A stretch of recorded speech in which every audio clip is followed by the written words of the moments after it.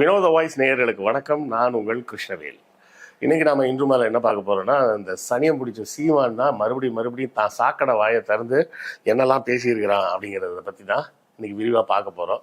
கொஞ்சம் கூட வெக்கம், மானம், சூடு, சொர்ண, ரோஷம் எதுவுமே இல்லாத ஒரு பிறவியை சீமானை போல இன்னொரு முறை பார்க்கவே முடியாது. அதை பற்றி தான் விரிவாக இன்னைக்கு என்னன்னு பார்ப்போம். நம்ம வீடியோவில் அடிக்கடி நம்ம அப்புறம் நண்பர்களே புத்தகம் வாங்குன்ற போடுறதெல்லாம் நிறைய பேர் கேலி பண்ணுறாங்க. கேலி கிண்டல்லாம் பற்றி நம்ம கவலைப்பட வேண்டிய அவசியம் இல்லை.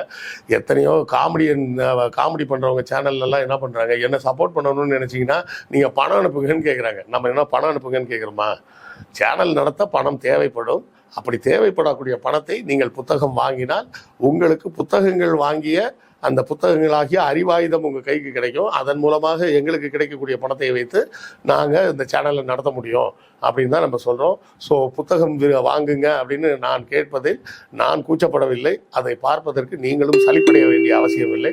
புத்தகம் வாங்க முடியாதவர்கள் லைக் போட்டாலும் சப்போர்ட்டு தான், ஷேர் பண்ணாலும் சப்போர்ட்டு தான், சப்ஸ்கிரைப் பண்ணாலும் சப்போர்ட்டு தான், ஏன் கமெண்ட் போட்டிங்கன்னா கூட சப்போர்ட்டு தான். ஸோ ஏதாவது ஒரு வகையில் உங்கள் ஆதரவை நம்ம சேனலுக்கு கொடுத்துக்கிட்டே இருங்க. 2 நாட்களுக்கு முன்னாடி, அதாவது ஞாயிற்றுக்கிழமை, இந்த மாதிரி வெட்டி ஒட்டி ஃபோட்டோஷாப் செய்யப்பட்ட ஒரு புகைப்படத்தை வச்சுக்கிட்டு ஊரை ஏமாற்றிட்டு இருக்கிறான் சீமான் அப்படின்னு சொல்லி அவர் சங்ககிரி ராஜ்குமார் பகிரங்கமாக குற்றம் சாட்டினார். இந்த குற்றச்சாட்டுக்கு என்ன ஆதாரம் அப்படின்னா, வேறு ஆதாரமே வேணாங்க, நான் தான் ஆதாரம், ஏன்னா அந்த எடிட்டிங் வேலையை பண்ணி கொடுத்ததே நான் தான் அப்படின்னு அவரே ஓப்பனாக பொதுவெளியில் சொல்லிட்டாரு. அப்போவே நம்ம இன்னொரு சேனலில் பேசும்போது கூட சொல்லலாம், இதை பற்றி சீமான்கிட்ட கேள்வி கேட்பாங்க, அதுக்கு பயந்துட்டு தான் அந்த வெளியே வராமல் இருக்கான் அப்படின்னு. அது உண்மையாகவே மான ரோசம் சூடு சொல்கிறவங்க தான் ஐயோ ஒரு தப்பு பண்ணி மாட்டிக்கிட்டோமே அப்படின்னு பயந்து போய் வெளியே தலை காட்டாமல் இருப்பான். இவன் அந்த மாதிரிலாம் கிடையாது, குடிச்சு விட்டு படுத்து கிடந்திருப்பான்னு நினைக்கிறேன். இன்றைக்கி வந்திருக்கிறாப்புல. இன்றைக்கி 2 தடவை பேட்டி, காலையில் ஒரு பேட்டி, சாயங்காலம் ஒரு பேட்டி, பத்திரிகையாளர் சந்திப்பு. அப்போ இந்த சந்திப்பில் என்ன பேசி வச்சுருக்கிறான் அப்படின்னு பார்த்தீங்கன்னா, அதை கேட்குறாங்க, இந்த புகைப்படம் போலியானதுன்னு சொல்கிறாங்களே, அதை பற்றி உங்கள் கருத்து என்ன அப்படிங்கிறேன். அதை விடுங்க அப்படின்ட்டான். இதைத்தான் அந்த ஆள் சொல்லுவான் அப்படின்னு சொல்லி நான் ஏற்கனவே சொன்னேன். அதே போலவே அதை விடுங்க அப்படின்ட்டு அவன் பாட்டு தொடச்சிட்டு போயிட்டான். அது எவ்வளோ காரி துப்புனாலும் கவலையப்பட மாட்டான், தொடச்சிட்டு போயிடுவான்றது தான் சீமான்கிட்ட தொடர்ச்சியாக நம்ம பார்க்கக்கூடியது. அதன் பிறகு பார்த்தீங்கன்னா, திருமுருகன் காந்தி அவங்க வீடை முற்றுகையிடும் போராட்டம் அப்படின்னு சொல்லி அறிவிச்சிருந்தார். அதுக்கு இவங்க பசங்களெல்லாம் உருட்டுக்கட்டையோட உள்ள நிப்பாட்டி வச்சுருந்துருக்கிறாங்க. அதை ஒரு வன்முறையாக மாற்ற முயற்சி செஞ்சுருக்கிறாங்க. நல்ல வேலைக்கு வன்முறை எதுவும் நடக்கலை. தமிழ்நாடு முழுவதும் சீமானின் பதாகைகள் செருப்பால் அடிக்கப்படுகிறது. அதையும் நம்ம எல்லா காணொலிகள்லையும் பார்த்துக்கிட்டு தான் இருக்கிறோம். ஆனாலும் கொஞ்சம் கூட வெக்கம் மானம் இல்லாமல் மறுபடியும் பெரியாரை குறித்து அசிங்கமாக பேசுகிறான். நீ பெரியாரை விமர்சனம் செஞ்சால் பரவாயில்ல, அதை பற்றி கவலையே கிடையாது, அதை பற்றி பெரியாரே கவலைப்பட மாட்டார். ஆனால் அவர் சொல்லாததை செய்யாததையெல்லாம் சொன்ன மாதிரி செய்த மாதிரி வெட்டி ஒட்டி பேசக்கூடிய வேலை இருக்குது பார்த்தியா, அதை போன்ற ஒரு அயோக்கியத்தனம் எதுவுமே கிடையாது. அது அயோக்கியத்தனம், அதுக்கு பேர் விமர்சனம் கிடையாது. விமர்சனம் என்பது வேறு, அயோக்கியத்தனம் என்பது வேறு. அப்புறம் சொல்ல என்ன, இந்த திமுக அரசாங்கம் இவ்வளோ நாள் என்ன செஞ்சிட்டீங்க, மகளிர் உரிமை தொகை ஒரு 1000 ரூபாய், அப்புறம் புதுமை பெண் திட்டம் ஒரு 1000 ரூபாய், அப்புறம் தமிழ் புதல்வன் திட்டம் ஒரு 1000 ரூபாய், இதை தாண்டி என்ன செஞ்சிட்டீங்க அப்படின்னு கேட்குறான். அதாவது எளிய மக்களின் செலவுகளுக்கு அரசாங்கம் என்ன முடியுமோ அந்த ஒரு உதவியை செஞ்சால் அந்த உதவியையும் அந்த பணத்தையும் கொச்சைப்படுத்துறது. நீ குடிப்பராசா, நீ திரள் நீதி ஊர் பூரா காசை வாங்கி ஒரு நாள் சரக்கு அடிக்கிறதுக்கு 10,000 ரூபாய்க்கு ஒரு பாட்டில் வாங்கி கூட நீ அடிப்ப. எளிய மக்களுக்கு அப்படியா இருக்குது? எளிய மக்களுக்கு 1000 ரூபான்றது ஒரு பெரிய தொகை தான், சரியா? அதை கேலி பண்ணுறது, அந்த எளிய மக்களின் இயலாமையை கேலி செய்வது போன்ற ஒரு அயோக்கியத்தனம் உலகத்திலே எதுவுமே கிடையாது. மக்கள் படிப்பு அப்படிங்கிறதே எவ்வளோ பெரிய கஷ்டமான ஒரு விஷயம். அதுலேயும் பின்புலம் இல்லாமல் படிக்க வர்றதுன்றது இன்னும் எவ்வளோ பெரிய கஷ்டமான விஷயம். இடைநிறுத்தல் இல்லாமல் படிக்கிறது எவ்வளோ பெரிய கஷ்டமான விஷயம். இப்போ உதாரணத்துக்கு என்ன எடுத்துக்கிங்களா, நான் எம்எஸ்சி ஃபிசிக்ஸ் எம்பிஏ, ஆனால் என்னுடைய குவாலிஃபிகேஷன் என்னன்னு கேட்டிங்கன்னா பிஎஸ்சி ஃபிசிக்ஸ் தான். என்ன சார் குழப்பறீங்க அப்படின்றீங்களா? என் தந்தையார் ஒரு கெசட்டட் ஆஃபீஸர், பச்சை இங்கில் கையெழுத்து போடுற ஆஃபீஸர்னு வச்சிங்களா, அட்டஸ்டேஷனுக்கு அவர்கிட்ட கையெழுத்து வாங்கலாம். அப்படி ஒரு அதிகாரியாக இருந்தும் கூட நான் பிஎஸ்சி முடிச்சுட்டு அடுத்த வருஷம் எம்எஸ்சி சீட்டு கிடைக்கல, கொஞ்சம் மார்க் கம்மி. அப்போ சீட் கிடைக்கலன்னு அதுக்கு நடுவில் ஏதாவது வேலை பார்க்கணும், வேலை பார்த்துட்டு இருந்தேன். அதோட என் லைஃப் வேறு மாதிரி போயிடுச்சு.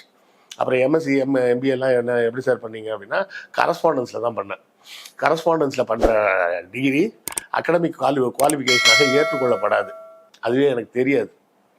தெரியாமல் நம்ம அதை படிச்சுட்டு நம்ம இப்போ பிஜி வாங்கிட்டோம் அப்படின்னு நினச்சிக்கிட்டு இருந்தேன். அப்புறம் தான் தெரியும் அதை ஒரு குவாலிஃபிகேஷனாக எடுத்துக்க மாட்டாங்க. நீங்கள் ரெகுலர் காலேஜில் படித்தாதான். அப்போது இடைநிறுத்தம் வந்தால் எவ்வளோ கஷ்டம் அப்படிங்கிறத நல்லா புரிஞ்சுங்க.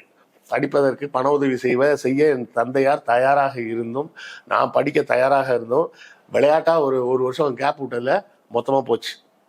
அப்போ இந்த புதுமை பெண் திட்டம், அப்போ தமிழ் புதல்வன் திட்டம்லாம் எதுக்கு?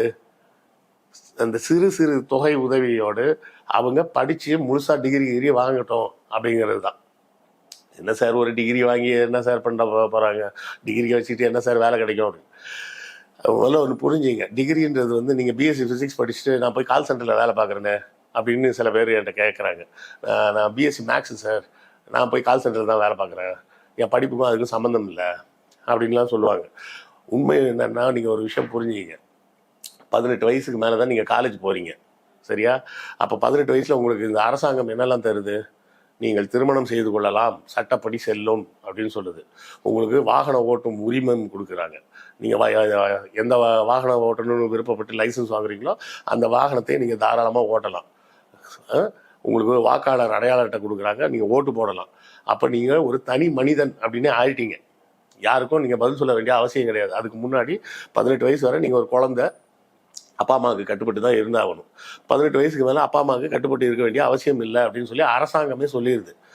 அப்படி அரசாங்கமே சொன்னதுக்கு பிறகும் ஒருத்தர் இல்லை ஒரு பொண்ணு 3 வருஷம் ஒரு இடத்துக்கு டெய்லி ரெகுலராக போய் அங்கே அட்டண்டன்ஸ் போட்டு உட்காந்து படித்து அவங்க சொன்ன விஷயங்களை பூரா அந்த சட்டத்திட்டங்களுக்கு உட்பட்டு எல்லாம் வேலை செய்கிறான்னா, அப்படி செஞ்ச ஒருத்தனை நம்ம கம்பெனியில் வேலைக்கு சேர்த்தா நம்ம கம்பெனி நாசமாக போகாமல் ஒழுங்காக நடக்கும் அப்படின்னு அந்த கம்பெனிக்காரன் பார்க்குறான். அதுதான் டிகிரியோட பின்னாடி இருக்கக்கூடிய பின்புலம். அப்போ இதெல்லாம் யாருக்கு இப்போ அந்த சயின்ஸ் எல்லாம் யாருக்கு பயன்படும்னா, அது நீங்கள் எம்எஸ்சி படித்து அதுக்கு மேலே ஆராய்ச்சி அந்த மாதிரி போகும்போது தான் அந்த படிப்பு நேரடியாக உங்கள் வேலையோடு தொடர்புடையதாக இருக்கும். நான் மாணவர்களுக்கு சொல்கிறதெல்லாம் அதுதான் சொல்லுவேன். தயவுசெய்து 25 வயசு வரை படிச்சிருங்க. என்ன படிக்கிறீங்கன்றது முக்கியம் இல்லை. அது எம்பிபிஎஸ்ஸாக இருக்கலாம், பிஇஆ இருக்கலாம், பிஎஸ்சியாக இருக்கலாம், பிஏவாக இருக்கலாம், பிகாமாக இருக்கலாம். எந்த படிப்பாக இருந்தாலும் ஒரு 25 ஆண்டு வரை படிச்சிருங்க. படித்து முடித்தோடனே உங்கள் முதல் சம்பளமே குறைஞ்சது 1 லட்சம் ரூபாய் இருக்கும். சரியான விளையாட்டுக்கு சொல்ல, நிஜமாக தான் சொல்கிறேன். ஒரு 25 வயசு வரை படிச்சிருங்க. நீங்கள் பிஏ தமிழ் படித்தேன் சார், எனக்கு எப்படி சார் 1 லட்சம் கிடைக்கும் அப்படிம்பாங்க. இந்த திரைப்படங்களை பார்த்து முட்டாள்தனமாக ஏமாறுது. பிஏ தமிழ் முடிச்சுட்டு எம்ஏ தமிழ் பண்ணுங்கள், எம்ஏ தமிழ் முடிச்சுட்டு பிஹெச்டி தமிழ் பண்ணுங்கள். கல்லூரியில் விரிவுரையாளராக நீங்கள் போகலாம். கல்லூரி பேராசிரியருக்கு சம்பளம் 1 லட்சம் ரூபாய் தான், சரியா? ஸோ நீங்கள் நல்லா படிச்சிருங்க, நிறைய படிச்சிருங்க. அதெல்லாம் நம்ம சொல்லிகிட்டு இருக்கோம். இந்த தருதலை என்ன சொல்லிகிட்டு இருக்கு? நான் பள்ளிக்கூடத்துக்கு போனேன், கல் குடிச்சிட்டு தான் போவேன், ஒரு வருகை பதவியை போட்டுட்டு போய் பரோட்டா தின்னுட்டு கபடி விளையாட்டு மறுபடியும் கல்லை குடிச்சிட்டு வீட்டுக்கு போயிடுவோம். எங்களுக்கு வேலையே கல்லை குடிக்கிறது, பரோட்டா திங்கிறது, சினிமாவுக்கு போகிறது, கபடி விளையாடுறது தான். இப்படி இருந்தால் நீ என்ன கருமத்தை படிச்சிருக்க போகிற? உனக்கு என்ன படிப்பு அறிவு இருக்குது? உனக்கு படிப்பறிவு இல்லைன்னா போகுது, ஒழிஞ்சு போ. அது உன் தனிப்பட்ட பிரச்சனை. மாடு மேய்க்கிறதுக்கு எதுக்கு படிப்பு? நான் மாடு மேய்க்கிற வேலையை அரசாங்க வேலையாக போகிறேன் அப்படின்னு சொல்லிட்டு இருக்கிறான். இதை விட எவ்வளோ ஒரு பெரிய பைத்தியக்காரத்தனம். அப்படி சொன்னா நீ உன் பிள்ளைய கொண்டு போய் மாடு மேய்க்க விட, அது ஒரு நல்ல வேலை தானே? எதுக்கு இன்டர்நேஷ்னல் ஸ்கூலில் சேர்த்து படிக்க வைக்கிற? அப்போ நல்லா புரிஞ்சுக்கிங்க. இவெல்லாம் உங்களை ஏமாத்துறான். நீ படிக்காத அப்படின்றான். உலகத்தில் எனக்கு தெரிஞ்சு படிக்காதன்னு சொன்ன ஒரே அரசியல் கட்சி தலைவன் இவனாக தான் இருப்பான். ஒரு தலைமுறை இளைஞர்களை பூரா மண்டையை கழுவி லூஸ் ஆக்கி மென்டல் ஆக்கி வச்சிருக்கிறான்றது தான் இங்கே நடந்திருக்கு. இன்னொரு விஷயம் சொன்னான் என்னன்னா, ஒரு பெண் வந்து கணவனை விரும்பாமல் வேறு ஒருவனை விரும்பி போனால் போட்டுன்னு விட்டுறணும் நீ அப்படின்னு பெரியார் சொன்னார் அப்படின்னு. அவர் என்ன சொன்னாருன்றதை ஒழுங்காக சொல்கிறதே கிடையாது.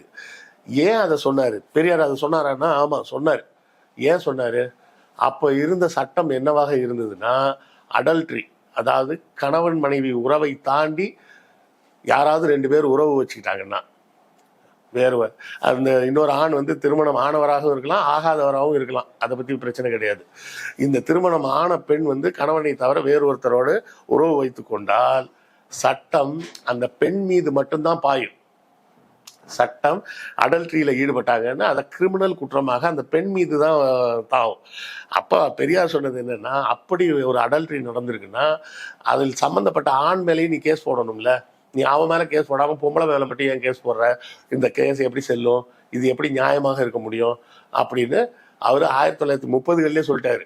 இப்போ தான் 2022 21 தான் வந்து அதை சுப்ரீம் கோர்ட் வந்து அது ஆமாம் அடல்ட்ரிக்கு தனியாக பொம்பளை மேலே கேஸ் போடக்கூடாது அப்படின்னு அறிவிச்சாங்க.